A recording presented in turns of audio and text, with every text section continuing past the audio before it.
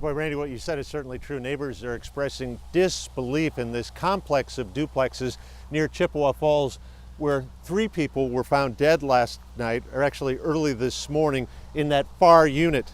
The landlord told me the victims are a grandmother, her son, and an 8-year-old grandson who all live together here.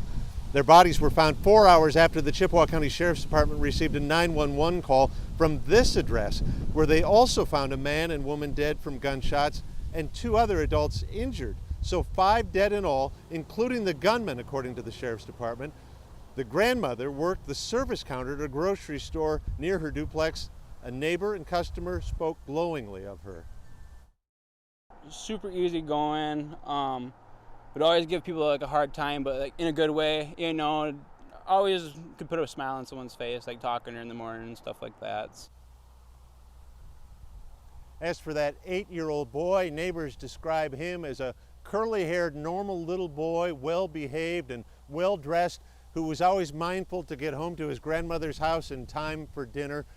A lot of details still to be filled in on this case. The Chippewa County Sheriff's Department has scheduled a news conference for tomorrow. We hope to learn officially then the names of the victims and perhaps some more details about what exactly happened here in this apparent murder-suicide. Wow. All right. Thank you, Boyd.